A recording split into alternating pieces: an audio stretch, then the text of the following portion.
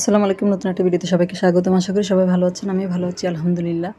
আজকে কোনো রান্নার ভিডিও নিয়ে আসিনি। আজকে অ্যান্টি এজিং একটা অয়েল তৈরি করে দেখাবো। যেহেতু আমাদের কম বেশি সবারই বয়স হয়েছে, এই জন্য অ্যান্টি এজিং একটা অয়েল তৈরি করে দেখাবো, ক্যারট অয়েল। এখানে আমি একটা গাজর নিয়ে নিয়েছি। গাজরটা আমি খুব ভালো মতো ধুয়ে নিয়েছি, চামড়াটা ছিলে নিয়েছি। তারপরে একটা গ্রেটারের একদম ছোটো সাইজটা দিয়ে ভালো মতো গ্রেট করে নিয়েছি পুরো গাজরটা। তারপরে এরকম একটা কাচের, যে কোনো একটা কাচের পাত্রে নেওয়ার চেষ্টা করবেন। সবগুলা কাচের এরকম একটা মগের মধ্যে আমি নিয়ে নিয়েছি। আর নিয়ে নিলাম একটা মাল্টা অর্থাৎ অরেঞ্জ। এটার মধ্যে আমি 2 চা চামচ পরিমাণ বেকিং সোডা দিয়ে দিব। বেকিং সোডা দিয়ে সামান্য একটু পানি দিয়ে আমি মালটাটাকে খুব ভালো মতো বেকিং সোডার সাথে এরকম মিশিয়ে নিব।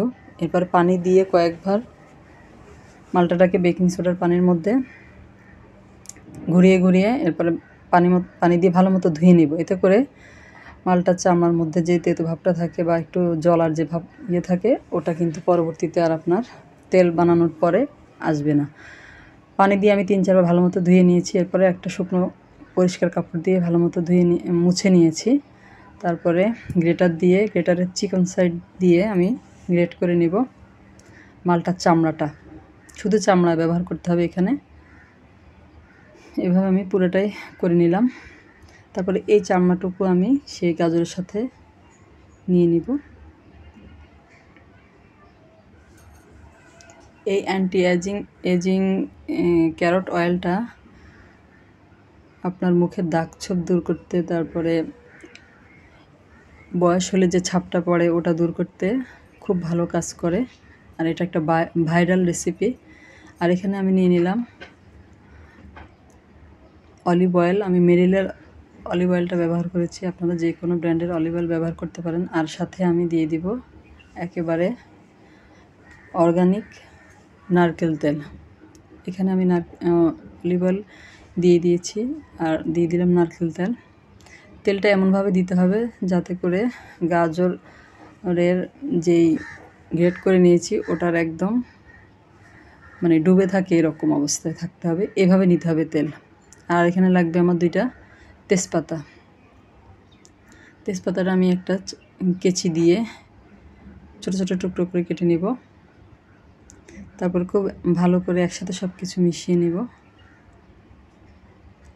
এই যে তেলটা আমি কীরকম দিয়েছি সেটা আপনারা দেখে বুঝতে পারছেন।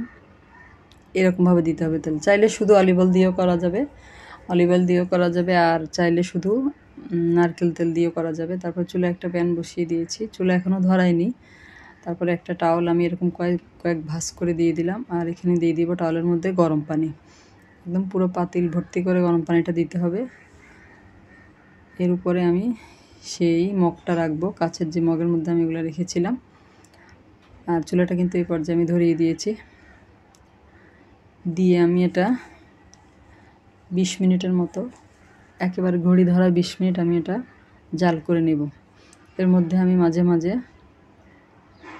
নেড়ে চেড়ে দিব ভিতরে গাজরের পিউরিটাকে।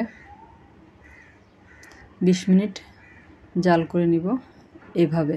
এতে করে গাজরের কালারটা এবং গাজরের পুষ্টিগুণ সব কিছু কিন্তু ভালো মতো তেলের সাথে মিশে যাবে আর তেলটা খুব ভালো মতো তৈরি হয়ে যাবে।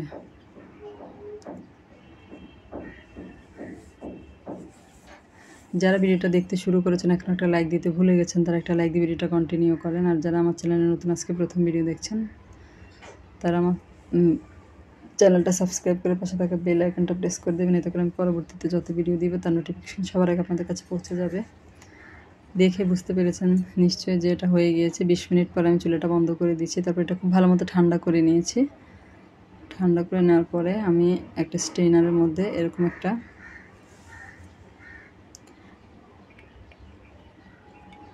এর মধ্যে দিয়ে দিলাম। এতে করে এটার থেকে তেলটা চিপে বের করতে সুবিধা হবে। এটা একটা শপিং ব্যাগ। এটা আমি 2 টুকরো করে নিয়েছি। এই যে সবগুলো দিয়ে হাত দিয়ে এরকম চিপে চিপে তেলটা বের করে নিব।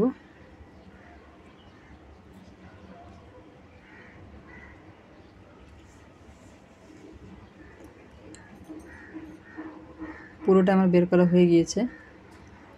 আর যে গাজর এবং অরেঞ্জের ইয়েটা ছিল, এটাও কিন্তু ফেলে দেওয়া যাবে না। এটা আপনারা ব্লেন্ডারে ব্লেন্ড করে নর্মাল ফ্রিজে 1 সপ্তাহ রেখে মুখে অথবা হাতে দিয়ে 20 মিনিট রেখে তারপরে মুখটা ধুয়ে ফেলবেন। এরপরে এই অয়েলটা লাগাবেন।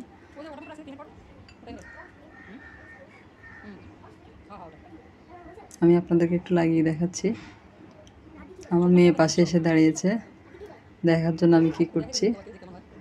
একটু লাগিয়ে দেখালাম, দেখেন আমার হাতটা কেমন।